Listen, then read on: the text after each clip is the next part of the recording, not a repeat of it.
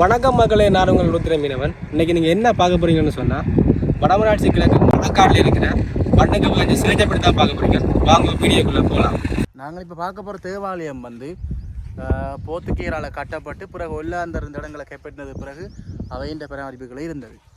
பிறகு அதுக்கு பிறகு மணல் சூழ்ந்து மணல் மூடி இந்த தேவாலயம் வந்து பாவனைக்கு வந்ததா இல்லை.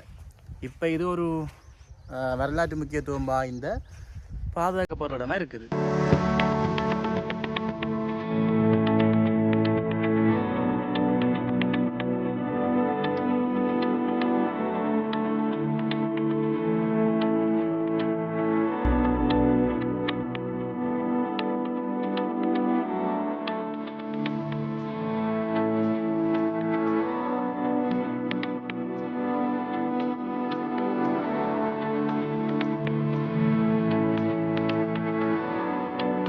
இது வந்து தொல்லியல் திணைக்களத்தால பாதுகாக்கப்படுற இடம்னு சொல்லி எழுதி போட்டிருக்குது.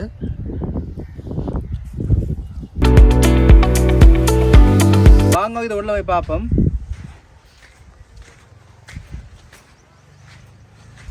நல்ல பெரிய சர்ச் தானே. சர்ச் வந்து அந்த காலத்துல நல்ல பெரிய ஒரு சர்ச்சாக இருந்திருக்குது. ஆனால் இப்போ இது பாவனையில் இல்லை, மண்ணுக்கு தான் தேவாசி நல்ல பெருசாகவே இருக்குது.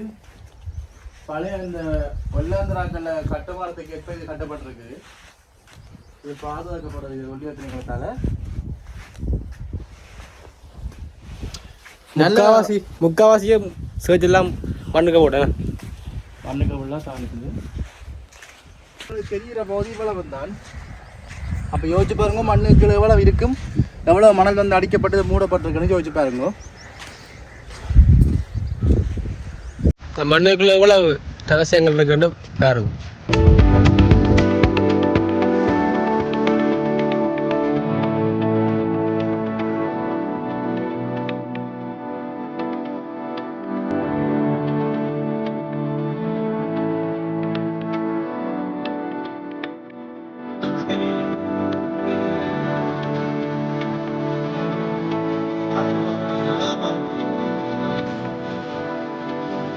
கருங்கல் இல்லை, சுண்ணாம்பக்கல்ல கொண்டு தான் கட்டப்பட்டிருக்கு. அந்த காலத்தில் கட்டுமுறை அப்படி தான் இருந்தது. ஃபுல்லாக சுண்ணாம்பக்கல்ல தான் கட்டி கிடக்கு. இங்கே எதுவுமே கருங்கல் பயன்படுத்தப்பட இல்லை. மேலே நிற்கிறது வந்து தேவாலயத்தின் மேற்பகுதி, அதாவது அந்த முழுஸ்தானமாக இருக்கிற பகுதி தான். இது ஃபுல்லாக மண்ணால் நிரம்பி தாண்டவும் இருக்கு. மேலே வந்து பார்க்க இந்த இயற்கை சூழலை பார்க்க வடிவாக கிடக்கு.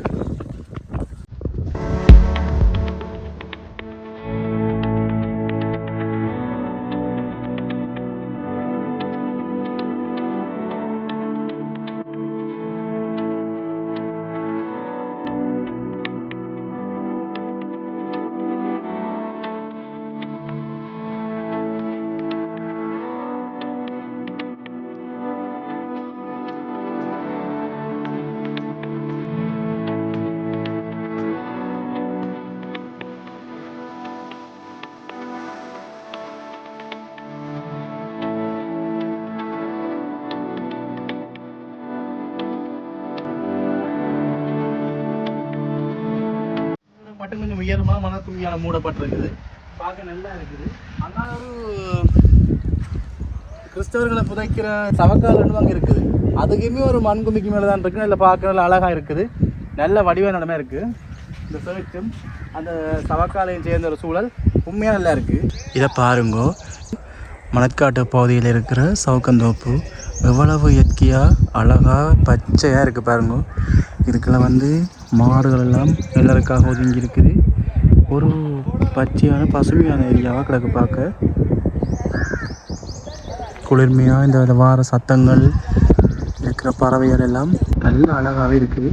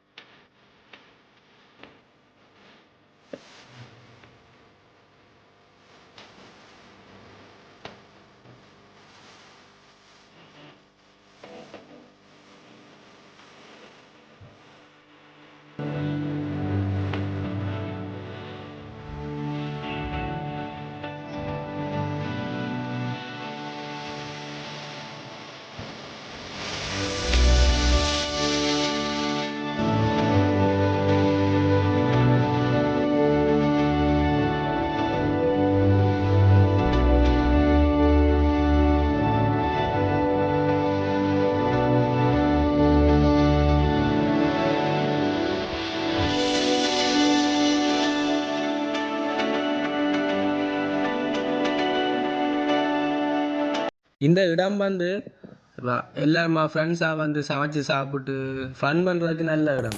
நல்ல காற்று, நல்ல கிணல், சட்டப்படி இடம். அதுக்காகவே உருவாக்கப்பட்ட இடம் மாதிரி தான் இருக்குது.